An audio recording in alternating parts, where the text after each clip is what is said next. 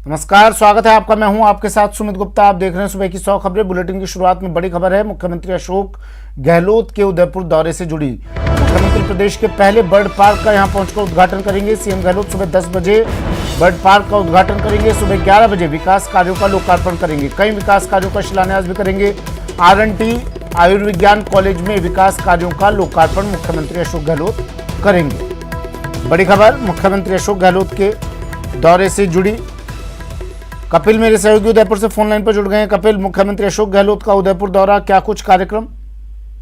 देखिए, नव संकल्प शिविर को लेकर मुख्यमंत्री उदयपुर आए, लेकिन कल से इस शिविर की शुरुआत होगी। उससे पहले आज मुख्यमंत्री उदयपुर को कई बड़ी सौगात देने वाले हैं। उदयपुर में प्रदेश का पहला बर्ड पार्क बनाया गया है। ये बनकर तैयार हो चुका है। तकरीबन 11 करोड़ की लागत से इस बर्ड पार्क का निर्माण किया गया और आज मुख्यमंत्री सुबह 10 बजे इस बर्ड पार्क का लोकार्पण कर इसे पर्यटकों के लिए खोल देंगे। इसे पर्यटकों के सुपुर्द कर दिया जाएगा। इसके अलावा मुख्यमंत्री जो है वो जो आयुर्विज्ञान महाविद्यालय है वहां पर भी जाएंगे और वहां पर प्रदेश की पहली थ्री टेस्ला MRI मशीन की सौगात देंगे। 15 करोड़ 26,50,000 रुपए की लागत से ये मशीन MB हॉस्पिटल में लगाई गई है। इसके साथ ही 150 ICU बेड का भी लोकार्पण मुख्यमंत्री करेंगे। तो आज उदयपुर को बड़ी सौगातें मुख्यमंत्री के हाथों मिलने वाली है।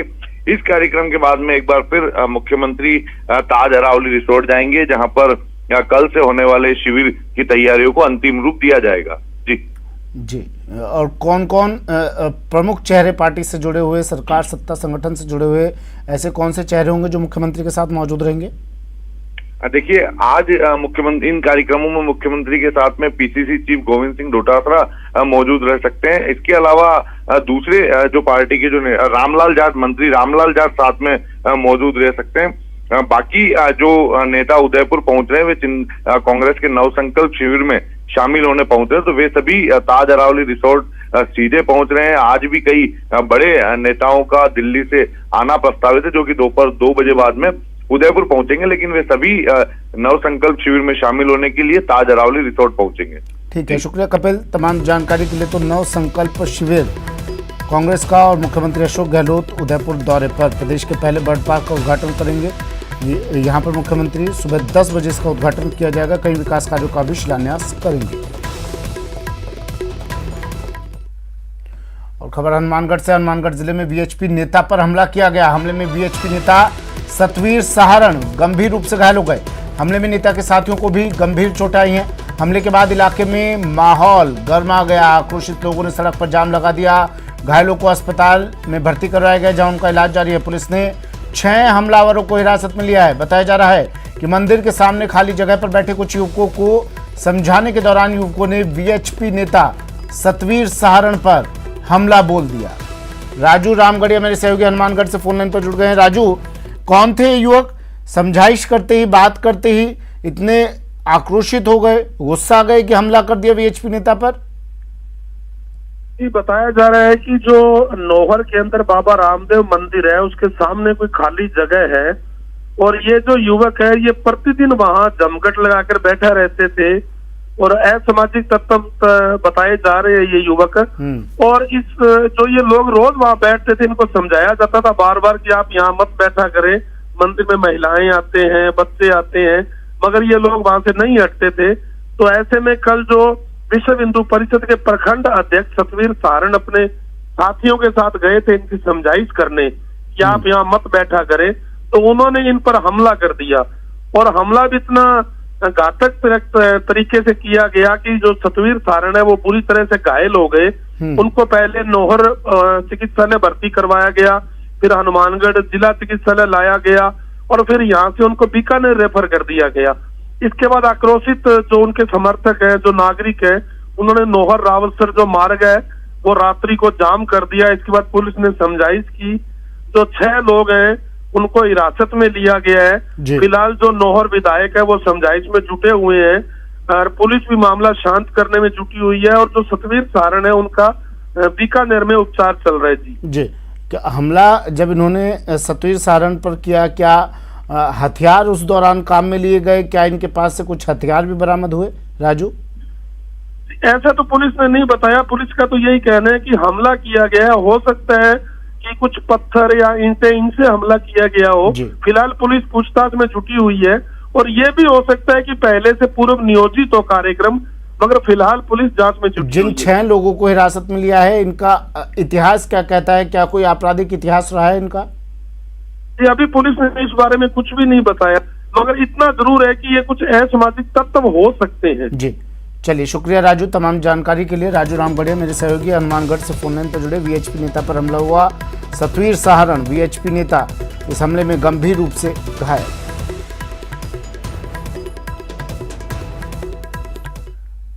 खबर जोधपुर से, जहां फायरिंग हुई। जोधपुर में धाएं जोधपुर के लूणी रोहट के बीच रेलवे फाटक पर फायरिंग की गई। गेटमैन को 2 गोलियां लगी है, गंभीर हालत में से एम्स में भर्ती करवाया गया। बाइक पर सवार होकर बदमाश आए थे। बाइक पर सवार होकर एक शख्स आया था जिसने फायरिंग की। रेलवे फाटक खोलने को लेकर विवाद हुआ, जिसके बाद बंदूक का मुंह खोल दिया और दनादन फायरिंग की इस गेटमैन पर। 2 गोलियां इसे लगी, जिसे गंभीर हालत में अस्पताल में भर्ती करवाया गया, एम्स लाया गया है। बड़ी खबर जोधपुर से, बाइक सवार ने जोधपुर के लूणी रोहट के बीच रेलवे फाटक पर गेटमैन पर फायरिंग की। 2 गोलियां गेटमैन को लगी है, जिसे गंभीर हालत में अस्पताल में भर्ती करवाया गया है। रेलवे फाटक खोलने को लेकर विवाद हुआ, जिसके बाद बाइक पर सवार होकर आए शख्स ने 2 गोलियां इस गेटमैन को पर दाग दी। घायल अवस्था में इस गेटमैन को अस्पताल में भर्ती करवाया गया है। मौके पर रेलवे पुलिस पहुंची है और अब पूरे मामले की जानकारी ली जा रही है। देर रात की घटना बताई जा रही है। पुलिस ने पूरे मामले की जांच पड़ताल शुरू कर दी है। जोधपुर से सहयोगी रंजन दवे फोन लाइन पर जुड़ गए हैं। रंजन, कौन था ये शख्स जिसने फायरिंग की और गेटमैन की फिलहाल कैसी हालत? जी, बताना चाहूंगा, ये संपूर्ण घटना बीती रात मध्य रात्रि के आसपास के समय है, जहां की रात्रिकालीन पारी में गेटमैन मोहन राम बिश्नोई है, वो ड्यूटी पर थे और फाटक बंद था ट्रेन की आवाजाही को लेकर। इसको लेकर के जब ये अज्ञात शख्स वहां अपनी मोटरसाइकिल के साथ पहुंचा और फाटक खोलने के लिए इसने उससे कहा और गाली गलौज के साथ में अभद्र भाषा का प्रयोग किया। और उसके बाद में जब बात नहीं बनी तो उसने लगातार ये फायर किए। 4 से 5 राउंड फायर होने की बात सामने आई है। हालांकि अज्ञात शख्स के बारे में जानकारी नहीं मिली है, लेकिन जिस तरह की बात सामने आई है, उसने अपने आप को जो घायल व्यक्ति है उसको कहा कि मेरे पे 40 केस पहले से हो रखे हैं, 41 हो जाएगा तो कोई असर नहीं पड़ने वाला। और ये कहकर के उसने फायर किए और दरवाजा खोलने के लिए, गेट फाटक खोलने के लिए बात कही थी। तो कुल मिलाकर के अभी जो स्थिति है वह जोधपुर के एम्स में मोहन राम बिश्नोई, जो कि रेलवे गेटमैन है, भर्ती है और स्थिति गंभीर जरूर है, लेकिन स्थिति बताई जा रही है। जी, किस जगह की, एक बार अगर आप फिर से बता सके, किस जगह की ये घटना है? ये बात की जाए तो जोधपुर से लूणी रेलवे स्टेशन से 8 किलोमीटर आगे फाटक है, जो कि आरपीएफ लूणी के क्षेत्र जोधपुर क्षेत्र में आता है। और अगर थानेगत अगर बात की जाए तो पाली जिले के रोहट थानागत क्षेत्र की सीमा के अंदर यह घटना हुई है। आरपीएफ जोधपुर लगता है, जहां यह रेलवे फाटक जो है, जहां सड़क से जाने के लिए अगर ट्रेन निकलती है तो बाधित किया जाता है मार्ग को, वहां यह फाटक है और वहां यह घटना कारित हुई है। और इसके बाद में स्थानीय पुलिस भी पहुंची है और आरपीएफ और जीआरपी के अधिकारी भी वहां पहुंचे हैं और इसके बाद में संपूर्ण घटनाक्रम किया गया है, नोट बनाया गया है। उसके साथ ही साथ बयान की भी कार्रवाई की गई है और घायल का उपचार के लिए उसे पहले रोहट ले जाया गया था, वहां से उसे जोधपुर रेफर किया गया, जहां एम्स में उसका इलाज जारी है। ठीक है, शुक्रिया रंजन तमाम जानकारी के लिए।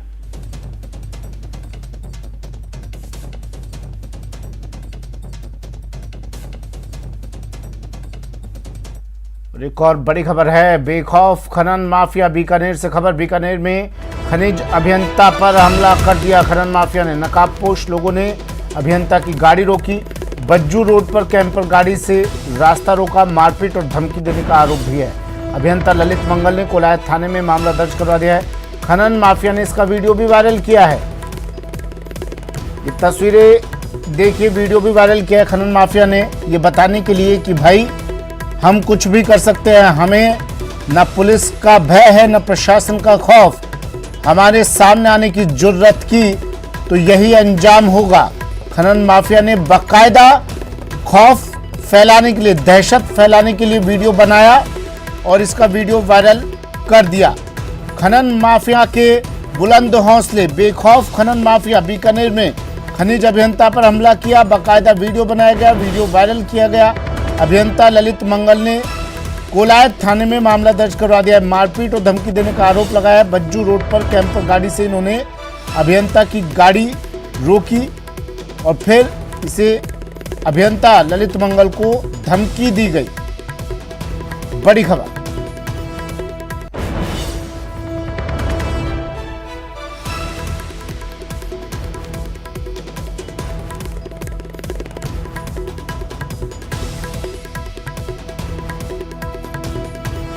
बड़ी खबर है, खनन माफिया के बुलंद हौसलों से जुड़ी ये खबर।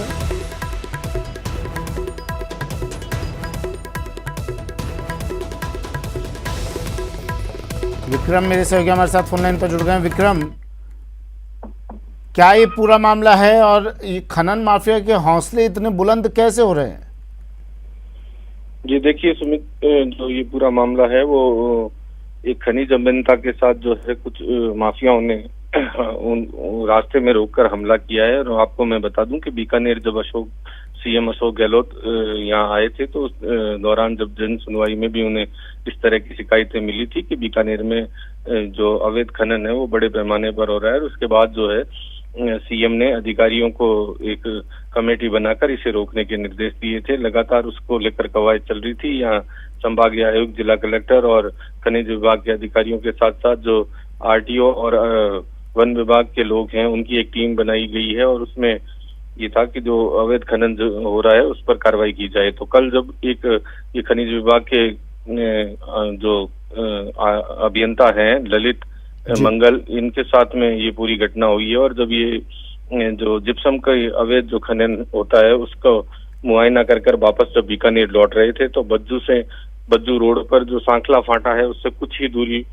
पहले जो है वो भूमाफियाओं ने इनकी गाड़ी का पीछा किया और ये खनन माफियाओं ने इनकी गाड़ी का पीछा किया और उसके बाद इनकी गाड़ी को रोक लिया और इन्होंने जो है कोलाई थाने में मामला भी दर्ज कराया जिसमें मारपीट और धमकी देने के भी आरोप लगाए हैं। हालांकि इस पूरी घटना का एक वीडियो भी वायरल हो रहा है और कहीं ना कहीं जो ये वीडियो है वो खनन माफिया की तरफ से ही बनाया गया है और इसका सीधा सा मतलब यही है कि वो एक खौफ पैदा करना चाहते हैं अधिकारियों में, आम लोगों में, जिसकी वजह से जो है उनके ऊपर कार्रवाई नहीं हो। जी सुमित, ठीक है, शुक्रिया तमाम जानकारी के लिए। खनन माफिया के बुलंद हौसले, खनन माफिया ने अभियंता को रोका और अभियंता ने आरोप लगाया, मारपीट की गई, धमकी दी गई। इसके बाद खनन माफिया ने इसका वीडियो भी बनाया और इसे वायरल कर दिया। और खबर दौसा से, दौसा में गैंगवार में हत्या की गई। जीतू बरोदा की अपहरण के बाद हत्या कर दी गई। बीती रात बीघावास मोड़ से जीतू का अपहरण किया गया था। हत्या के बाद बांसखो के पास जीतू के शव को फेंका गया। कार सवार बदमाशों ने जीतू का अपहरण कर मर्डर कर दिया। मृतक जीतू के खिलाफ 8 केस भी दर्ज है। जीतू के विरोधी गैंग पर हत्या का शक जताया जा रहा है। रात भर दौसा पुलिस की कई टीमें दबिश रात भर से दे रही है।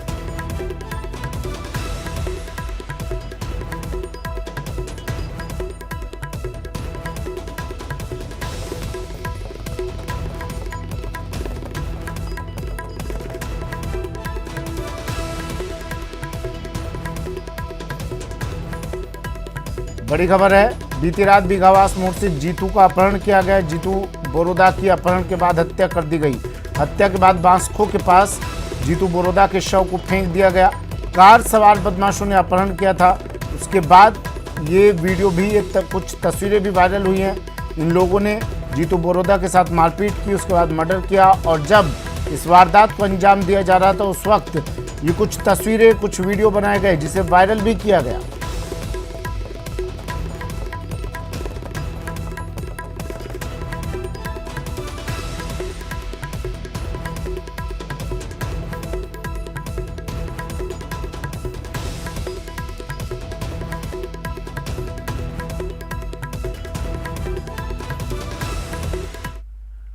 बीकानेर के लूणकरणसर से बड़ी खबर है, जहां 300 से ज्यादा लोग फूड पॉइजनिंग का शिकार हो गए। शादी समारोह में खाना खाने से ये लोग फूड पॉइजनिंग के शिकार हुए। महिलाओं और बच्चों समेत 300 से ज्यादा लोग बीमार हुए। शादी समारोह में इन सभी ने खाना खाया था। लूणकरणसर के बड़े रण गांव में शादी समारोह आयोजित किया गया था, जहां 300 से ज्यादा लोग खाना खाने के बाद बीमार हो गए। फूड पॉइजनिंग की सूचना पर उच्च अधिकारी मौके पर पहुंचे। सभी लोगों को अस्पताल में भर्ती करवा दिया गया है। लूणकरणसर अस्पताल के आगे इसके बाद भारी भीड़ जमा हो गई।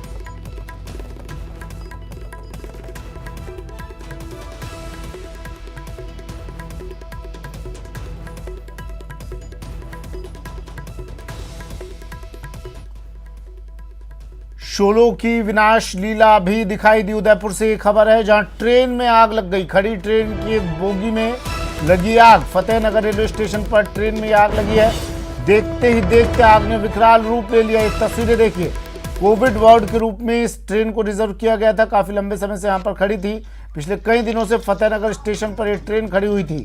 फायर ब्रिगेड को सूचना दी गई। तुरंत दमकल की गाड़ियां मौके पर पहुंची और आग पर काबू पाया गया। हालांकि आग लगने के कारणों का भी खुलासा नहीं हो पाया।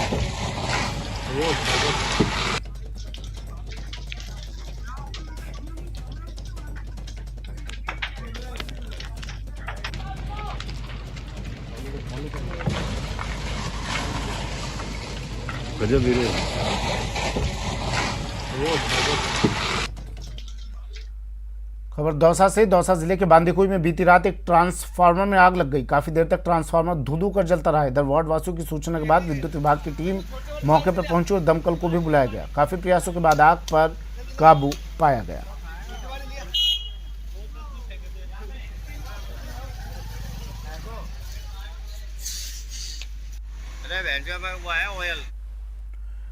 और अब बात सीएचए के धरने की। सीएचए का धरना लगातार जारी है और आज इनके धरने का 42वां दिन है। आज शहीद स्मारक पर महापंचायत भी सीएचए करने जा रहे हैं। कोविड स्वास्थ्य सहायक शहीद स्मारक पर इनका धरना लगातार जारी। बड़ी संख्या में धरने पर बैठे हैं स्वास्थ्य सहायक, किसान नेता, छात्र नेताओं समेत अन्य लोग यहाँ महापंचायत में आज बड़ी संख्या में जुटेंगे।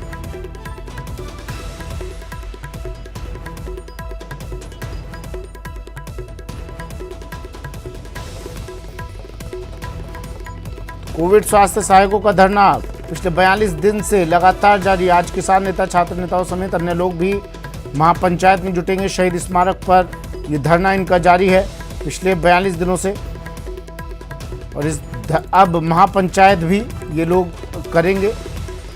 कई संगठनों को इस महापंचायत में बुलाया गया है। किसान नेताओं को बुलाया गया है, छात्र नेताओं को बुलाया गया है। आज 42वां दिन इस धरने का।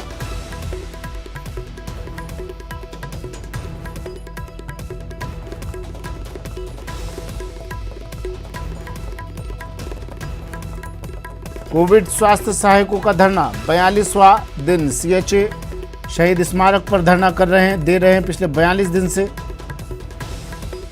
आज महापंचायत करने जा रहे हैं। अपनी रणनीति में बदलाव ला रहे हैं और महापंचायत के तौर पर ये धरना दिया जाएगा। महापंचायत की जाएगी, आगे की रणनीति बनाई जाएगी। महापंचायत में अलग अलग संगठनों से जुड़े हुए लोग पहुंचेंगे। छात्र नेता शामिल होंगे, किसान नेता शामिल होंगे, अन्य लोग भी इस महापंचायत में जुटेंगे।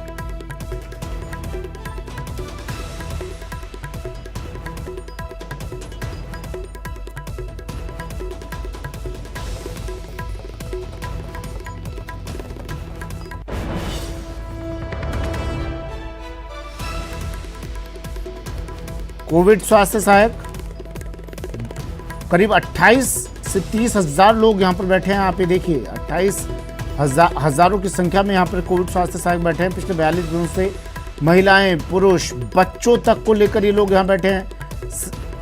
तपती धूप में, गर्मी में, बरसात में, आंधी तूफान, इनके हौसले नहीं डिगा पाए और यहाँ लगातार इनका धरना जारी। सौरभ गृहस्थी मेरे सहयोगी हमारे साथ फोन लाइन पर जुड़ गए हैं। सौरभ, 42 दिनों से लगातार धरना जारी और आज महापंचायत, क्या रणनीति अब इनकी रहने वाली है? जी बिल्कुल, देखिए आज नर्सेज डे है और नर्सेज डे पर इन लोगों ने पहले से ही जो है वो महापंचायत का ऐलान किया था और उसके लिए लगातार ये संपर्क भी तमाम किसान नेताओं से कर रहे थे और छात्र संघों के जो नेता हैं उनको जो है वो बुलाने की बात कर रहे थे। और आज जो है वो महापंचायत का दिन है, इसलिए आज से प्रदेश भर के कोविड स्वास्थ्य सहायक जो है वो शहीद स्मारक पर अभी जुट रहे हैं और ये दावा किया जा रहा है कि पंजाब और हरियाणा के जो किसान नेता हैं वो इस महापंचायत में शामिल होंगे। हालांकि राकेश टिकैत की जिस प्रकार की बात हो रही थी, लेकिन राकेश टिकैत का कार्यक्रम जो है वो तय नहीं हो पाया, इसलिए यहाँ से वो राकेश टिकैत जो है वो नहीं आएंगे। लेकिन उसके अलावा जो पंजाब के किसान नेता है उनके आने की बात जो है वो कही जा रही है। और इसके अलावा इन्होंने कांग्रेस के नेताओं को भी जो है वो बुलाने के लिए आमंत्रित किया है, बीजेपी के नेताओं को भी बुलाने का आमंत्रित किया है और अन्य जनप्रतिनिधियों को भी आमंत्रित किया है। अब देखना होगा कि कितने लोग जो है वो महापंचायत में शामिल होते हैं और महापंचायत के बाद किस प्रकार से इनकी मांगे सरकार सुनती है या फिर ये आंदोलन और तेज जो जिस प्रकार से चिंतन शिविर में का घेराव की बात भी की जा रही थी। तो देखना होगा कि आज किस प्रकार की भीड़ जो है वो जुट पाती है, किस प्रकार नेता आते हैं और क्या संदेश जो है वो इस महापंचायत से निकलता है। जी चलिए, शुक्रिया सौरभ तमाम जानकारी के लिए।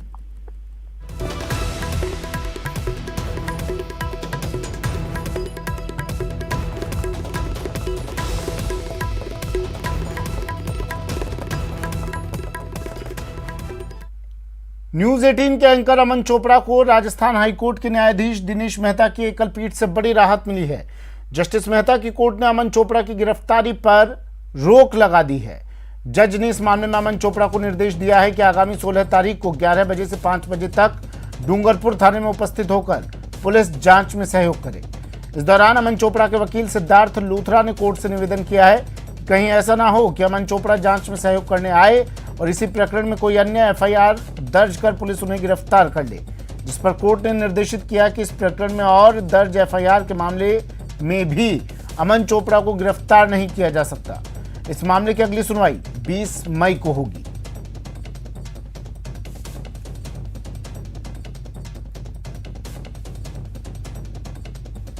और माननीय उच्च न्यायालय ने अमन चोपड़ा की इस एफआईआर के अंदर जो बिछीवाड़े थाने में करी गई है या यदि कोई और फ्यूचर में एफआईआर होती है तो उन सारी एफआईआर के अंदर अरेस्ट पे स्टे कर दिया है और अमन चोपड़ा को डायरेक्शन दिया है कि वो 16 मई को सुबह 11 बजे बिछीवाड़े थाने में इन्वेस्टिगेशन में सहयोग देने के लिए उपस्थित होंगे। वक्त एक ब्रेक का, जल्द हाजिर होंगे।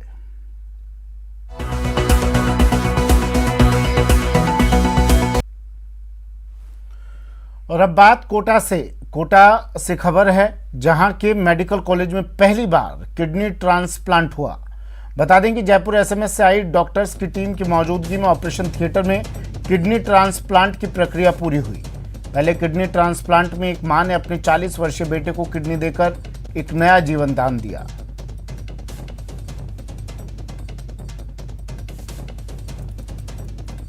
देखिए, सबसे जो कॉमन ट्रांसप्लांट आज की तारीख में होने वाला है वो किडनी ट्रांसप्लांट है। किडनी ट्रांसप्लांट के बाद में लोगों की लाइफ की क्वालिटी में सुधार होता है और ऐसे रोगी जो होता है वो कई वर्षों तक वो जी सकते हैं और नॉर्मल फंक्शनिंग भी कर सकते हैं।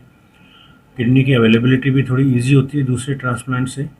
और ये जो बहुत कॉस्टली प्राइवेट सेटअप में जो किडनी ट्रांसप्लांट होता है जिसमें लाखों रुपए लगते हैं, यहाँ पे माननीय मुख्यमंत्री जी की घोषणा अनुसार उसे बिल्कुल निःशुल्क किया गया है। मेरे को 6 महीना हो गए हैं और ये मेडिकल कॉलेज में अपना गुमान सिंह का ऑपरेशन हुआ है और इसमें